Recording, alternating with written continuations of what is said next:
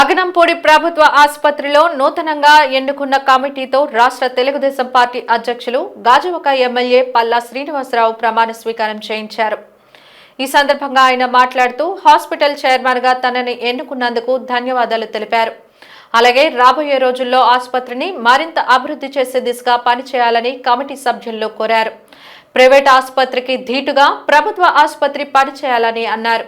కార్యక్రమంలో నూతనంగా ఎన్నుకున్న సభ్యులు దొక్క రమేష్, దాసరి త్రినాథ్, తాతారావు, గజ్జలు రమణమ్మ, కూటమి నాయకులు, అధికారులు పాల్గొన్నారు.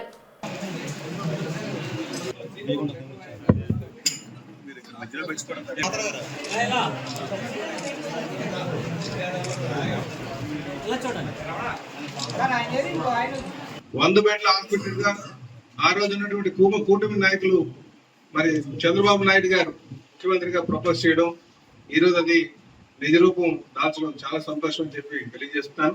అయితే ఇంకా మనం అభివృద్ధి చేయాల్సిన చాలా ఉంది. అందుకే ఈ హాస్పిటల్ చరిత్ర ఇదైతే మరి మన బాధ్యతలు ఒకసారి ఆలోచన చేసుకోవాలి. ఎందుకంటే ఈ బాధ్యతలు హాస్పిటల్ డెవలప్మెంట్ సొసైటీ లేకపోయినా సరే అధికార యంత్రాంగం తీసుకెళ్ళగలరు, బాగా గుర్తించుకోండి, ఇంకా తీసుకెళ్ళగలరు.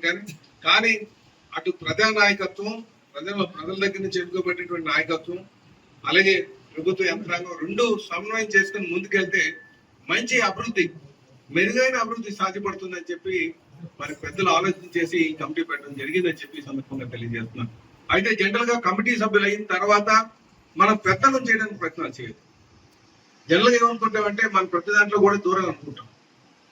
హాస్పిటల్ డైలీ యాక్టివిటీస్ మీద ఎవరు కూడా తలదూర్చొద్దు. మెడికల్, ఎస్పెషల్లీ మెడికల్ దాని మీద అది ప్రతి ఒక్కరు కూడా గమనించాలి. అయితే మనం దేంట్లో మన బాధ్యత అంటే ఈ హాస్పిటల్కి ఎటువంటి ఎక్విప్మెంట్ కావాలి, ఎవరి దగ్గరికి వెళ్ళి తీసుకురావాలి, ఏ విధంగా మన ఇన్ఫ్లుయెన్స్ ఉపయోగించుకొని కంపెనీస్ దగ్గరికి వెళ్ళి హాస్పిటల్ కావాల్సినటువంటి ఐటమ్స్ ఎలా తేవాలన్న దాని మీద మనం పోటీ పడాలి.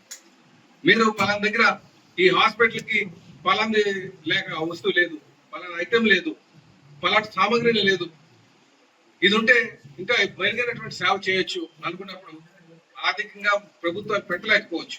సరైనటువంటి సౌకర్యాలు లేనటువంటి సందర్భాలు చాలా ఉన్నాయి. కానీ దాంట్లో అయితే చాలా మంది ఉన్నారు.